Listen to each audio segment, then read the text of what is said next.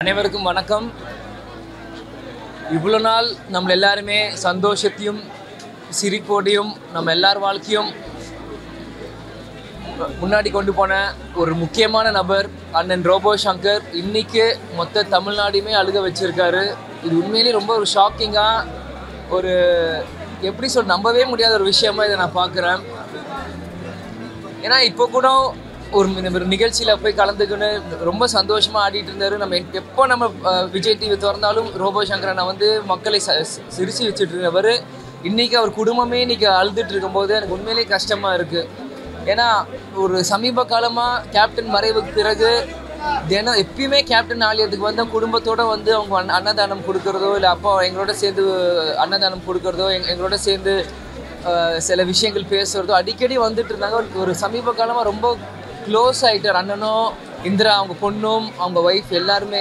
ஆனால் இன்றைக்கி இது பார்க்குறப்போ ரொம்ப கஷ்டம். ஏன்னா ரோபோ சங்கர் அண்ணனை முதல்ல ஒரு ஃபேமஸான வந்து ரோபோ மாதிரி நடித்தது, பிறகு ஒரு தனியார் தொலைக்காட்சியில் வந்து கேப்டன் போல நிறைய வாட்டி நடித்து அவர் வந்து ஒரு பெரிய ஒரு காமெடி லெஜெண்டாக அவர் உருவாக்கிட்டு இன்றைக்கி நம்ம கூட இல்லாத ஒரு உண்மையிலே கஷ்டமான விஷயமா நான் பார்க்குறேன்.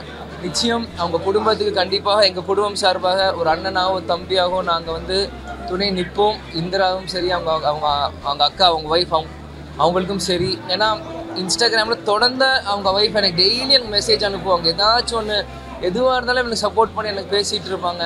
அதனால் எனக்கு ரொம்ப கஷ்டமாக இருந்தது. இதை எனக்கு பார்க்கவே முடியல. எனக்கு என்ன சொல்கிறதுனே தெரியல. கண்டிப்பாக அவங்க குடும்பத்துக்கு கேப்டன் குடும்பம் கண்டிப்பாக மிகப்பெரிய ஒரு சப்போர்ட்டை நாங்கள் இருப்போம். நேரத்தில் சொல்லிக்கிறேன், தயவு செஞ்சு எல்லாருமே ஹெல்த்தை பார்த்துக்கோங்க. ஏன்னா எல்லோரும் கஷ்டப்பட்டு சினிமாவில் வரணுன்ட்டு எல்லோரும் வந்துடுறீங்க. அது வரும்போது எல்லாத்தையுமே இழந்துடுறாங்க. ஒரு பிரதராக எல்லாருக்குமே நான் சொல்லுவேன், தயவு செஞ்சு ஹெல்த்தை பார்த்துக்கோங்க.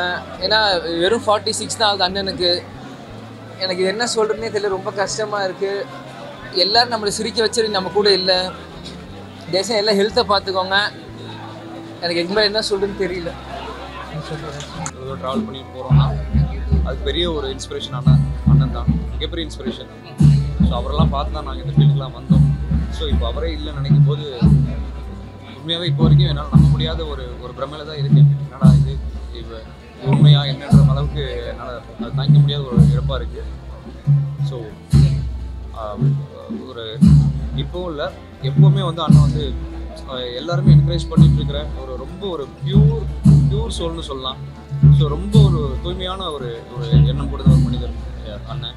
ஸோ நிறைய எங்களெல்லாம் வந்து என்கரேஜ் பண்ணி ஒவ்வொரு வாட்டியும் வந்துட்டு நாங்கள் ஏதாவது தோண்டு இருக்கும்போது சரி, நல்லா பண்ணுவீங்கடா தம்பி அப்படின்னு சொல்லி ஒரு காம்படிஷன் ஷோலெலாம் வந்து நிறைய என்கரேஜ் பண்ணவர்.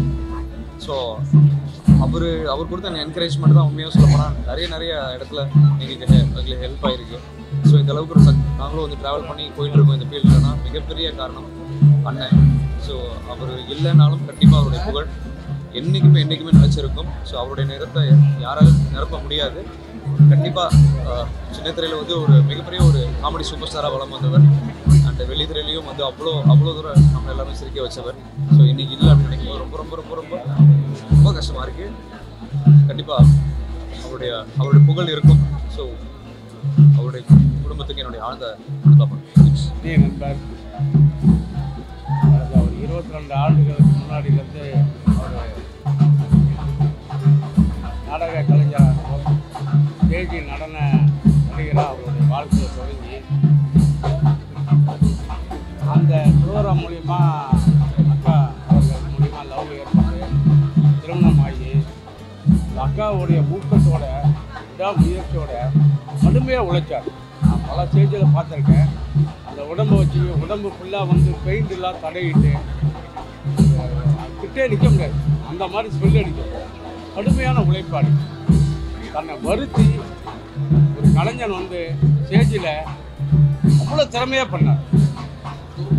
அவ்வளோ திறமையாக ஒவ்வொருடைய அசைவும் அந்த உடம்பை வச்சுக்கிட்டு அவ்வளோ அசைவு பண்ணி எல்லாரையும் வந்து அதான் மகிழ வச்சு எல்லாரையும் ரொம்ப வியக்க வச்சு அவ்வளோ அற்புதமான ஒரு திறமையான ஒரு கலைஞர். நான்லாம் பல நாள் இவருக்காக நான் கடவுளெல்லாம் ரொம்ப வேண்டியிருக்கேன். இப்படி ஒரு திறமையான ஒரு கலைஞர் நம்ம ரோபோ சங்கர் இந்த ஸ்டேஜிலே இவருடைய வாழ்க்கை போயிட்டுருக்கேன். இவருக்கு நான் ஆண்டவர்கிட்ட வேண்டியிருக்கேன், இவருக்கு ஒரு நல்ல ஒரு வாய்ப்பு கிடைக்கணும், திரைப்படத்தில் நல்ல வாய்ப்பு கிடைக்கணும் அப்படி வேண்டிகிட்டு இருக்கும்போது சிறு சிறு படங்கள் பண்ணிட்டு இருக்கும்போது நம்ம தனுஷ் சார் வந்து அவருக்கு மிகப்பெரிய மாறி படத்தில் ஒரு நல்ல வாய்ப்பு கொடுத்தாரு. அது மூலிமா நல்லா பிரபலமானார். அப்புறம் டைரக்டர் எழில் சார் மிகப்பெரிய ஒரு லைஃப் கொடுத்தாரு. அதை வச்சு நல்ல டேக்கப் ஆகி நல்ல வளர்ச்சி அடைஞ்சு அவர் ஃபேமிலியோடு நல்லா மகிழ்ச்சியாக இருக்கும்போது அதெல்லாம் நான் கேள்விப்பட்டு பேரானது மகிழ்ச்சி அடைஞ்ச முதல் நாள். ஏன்னா கிட்டத்தட்ட 25 ஆண்டுகளுக்கு முன்னாடி வந்து எனக்கு நண்பர், நிறைய டைம் நான் பேசியிருக்கேன். ஆனால் அவர் செய்தியை கேட்டு மனம் ரொம்ப உடஞ்சி போயிட்டேன். திரையுலக கலைஞர்களே, தயவு செய்து ஹெல்த்தை பார்த்துங்க. அவருக்கு அவங்க குடும்ப அனைவருக்கும் என்னுடைய ஆழ்ந்த இரங்கல் தெரிவிச்சுக்கிறேன். தம்பி ரோபோ சங்கரோட இழப்பு தமிழ் சினிமாவுக்கு ஈடு செய்ய முடியாத இழப்பு. அவன் தனி மனிதனாக சினிமாவுக்கு கற்றுக்கொண்டு நான் கஷ்டப்பட்ட மாதிரி மற்றவங்க கற்றுக்கூடாது. எல்லா கலைஞர்களுக்கும் உதவி பண்ணலாம். அவனால் முடிஞ்ச அவங்க நண்பர்களுக்கு யாரார இந்த டிவி மீடியாவில் சரி சினிமா மீடியாவில் கொண்டு வந்து விடணும், எல்லாத்துக்கும் கொண்டு வந்து உதவி செய்கிறதுல அவனை மாதிரி இருந்து ஆடல். அதை விட துபாயிலே எங்கேயோ ஒரு தடகள போட்டியில் ஓட்டப்பந்தயத்தில் இந்தியா சார்பில் ஒரு பொண்ணு வின் பண்ணி ஃபர்ஸ்ட் ப்ரைஸ் அடிக்கிறாங்க. அப்போது அந்த மேட்சை நாங்கள் ரூமில் உட்காந்து பார்த்துட்டு இருக்கும்போது அது ஷூ வந்து மாறி இருக்குது. அந்த பிள்ளைக்கு ஷூ எடுக்க கூட கஷ்டம்.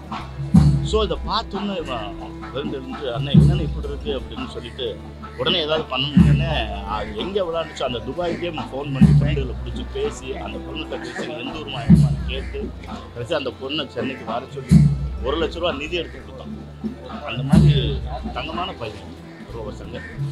அவனோட நெருங்கிய காலங்கள் நிறையா வந்து நான் அவனும் இரவை தவிர்த்து எங்களை பிடிக்க முடியாத காலங்கள் கிட்டத்தட்ட ஒரு 3-4 வருஷம் ஒரு சமீபத்தில் 3 வருஷம் நான் வேலை காரணமாக அவங்க வேலை காரணமாக கொஞ்சம் நெருங்க முடியாத சூழ்நிலை அவங்களுடைய இழப்பை கேட்டு என்னால் மனஸ்தாங்க.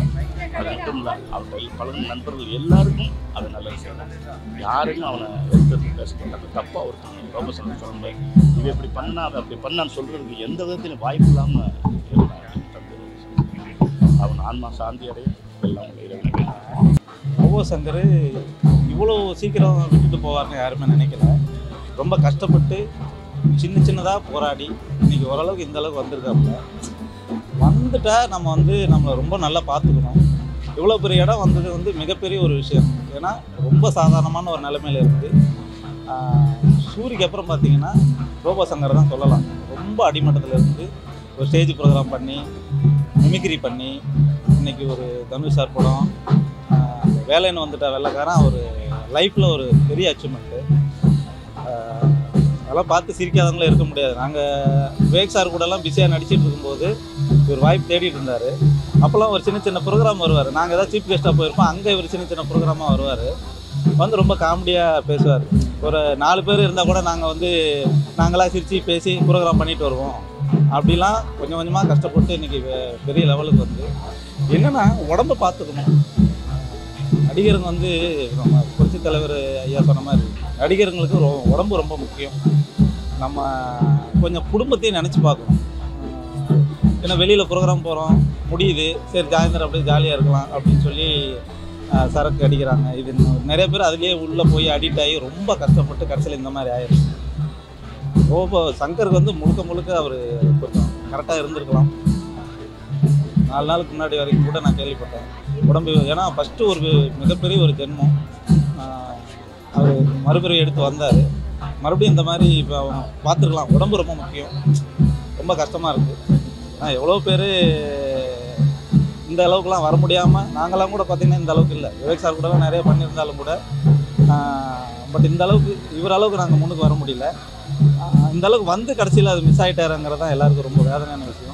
எல்லாருக்கும் நான் சொல்லிக்கிறது என்னென்னா, தயவு செஞ்சு நடிகர்கள் ஒவ்வொருத்தரும் உடம்பை பார்த்துக்கோங்க, ரொம்ப கரெக்டாக இருந்து பழகிக்கோங்க. அதுதான். நன்றி.